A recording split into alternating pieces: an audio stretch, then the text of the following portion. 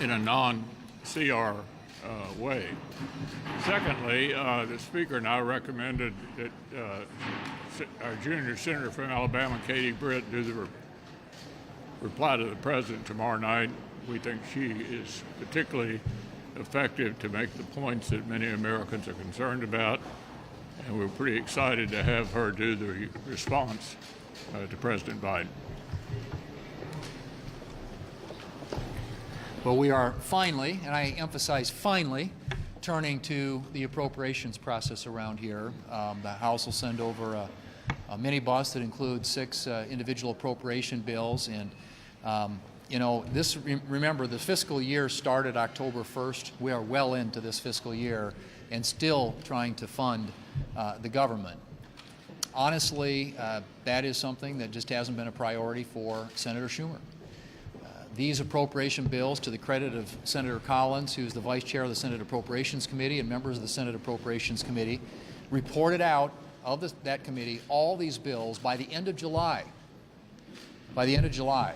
And we're finally getting some of these and a chance to vote on them on the floor. And if you look at the process since then, we succeeded in getting 3 of those bills on the floor in the month of November. And it's been now 4 months since we had any activity on the appropriations bills around here. But what I would point out is when we did have those on the floor in November, we had an open amendment process, and we were able to get 40 amendments considered on those 3 bills. And when people have input around here, when they have a voice in lawmaking and actually some input into the bills that are being produced by the Senate, you get a lot better outcome. And we had a couple of amendments that were adopted that are good conservative wins. One of them, J.D. Vance's amendment, prohibits mask mandates on public transportation. There was another amendment that was offered by Senator Kennedy that protects the Second Amendment rights for veterans. My point simply is when you have an appropriations process where the bills get reported out of the committee, but brought up on the floor, open up the amendment process, you get a better outcome and a better result. Not only do people feel more invested in that process, but you get better bills because you get the representation of people from all across this country on both sides of the political aisle. And a point I would simply make is this has got to change in the future. We have to do a better job on the appropriations process around here and the way we go about funding our government.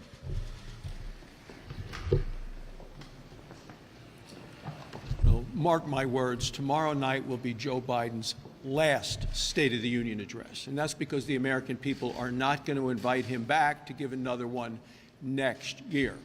And that's because on issue after issue that the American people care about, Joe Biden has failed the American people. People are worn out and they're worried for themselves and their families. They understand that their lives have been made worse by Joe Biden and the Democrats. People are begging for solutions. And what we're likely to hear is the president bragging about Bidenomics and blaming others for the crisis that he has created at the border. Look, it is clear what American people are concerned about. It's high grocery prices that are eating into paychecks. It's 9 million illegal immigrants who have come here since Joe Biden has gone to the White House. Innocent Americans murdered by illegal immigrants. And then on energy, Joe Biden has surrendered America's energy strength, handed it over, Russia, Iran, and China. Around the world, our friends don't trust us, our enemies don't fear us. Joe Biden has made America weak. Republicans have serious and significant solutions to the problems we face, and tomorrow you're going to hear Katie Britt address those in her response to the president. But it's secure the border. It's stop this wasteful Washington spending. It's unleash American energy.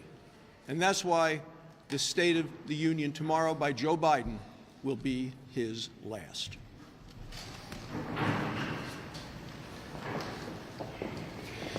Tomorrow, before we hear from Joe Biden on the state of our country, he should take a look around and actually see what truly is going on in the state of our great union, the United States of America.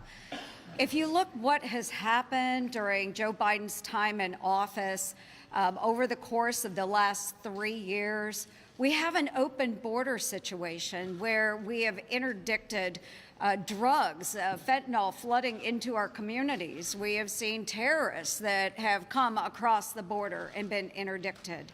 We have Bidenflation, which has hurt our families back home. You know, I talk to my neighbors, the cost of groceries, the cost of gas, it's through the roof since he took office. If you look across the Middle East, and the world is on fire right now, our service members are sitting ducks in the Middle East as they're being attacked by the Houthis. And folks, we still have 6 Americans that are being held by Hamas. These are Americans, and their families don't even know whether they're dead or they're alive. All of this has happened under Joe Biden's watch, with no solutions in sight. We have no national security strategy. We have no budget. And yet, the president is coming to address Congress. So I would just ask, Mr. President, get your priorities straight. Protect this nation, protect our people. Get serious about this nation before you deliver an address to the Congress. Good afternoon. I'm sure the leader will not like this, but I would like to take a moment to thank him for his leadership. I know he's not going anywhere for a while, but we learned this from the last time we saw each other. I also know, Mr. Leader, that you and Elaine have been going through a tough time, and you have our thoughts with you always as you're navigating this. We think about you daily. But even in the midst of his personal challenges, he's remained a strong leader that has stuck by his conservative principles. And as his next-door neighbor in West Virginia, there is no better friend of coal than Mitch McConnell, and I thank you for that. And always, he named his book The Long Game. Why is that? Because he always looks at the long game. But the one thing he has exceedingly led us through, and I think will have a legacy through this country, is his respect for the rule of law and the judicial system. As we saw on Monday, we saw the unanimous decision by the Supreme Court to allow President Trump to remain on the ballot in Colorado, and they voted last night.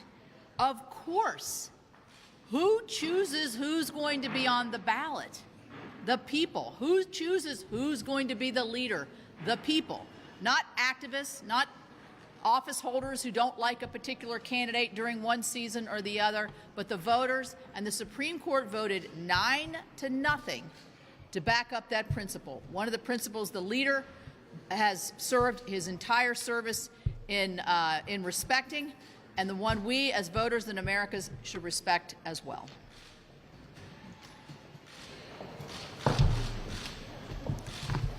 We don't need an hour-and-a-half long speech tomorrow night to know what the State of the Union is. Ask the American people. ABC reported 76% of the American people believe the country is on the wrong track.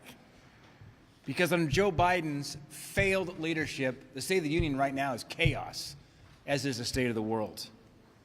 Under Joe Biden, our southern border is wide open, and the latest news that just has come out in the last 48 hours is absurd.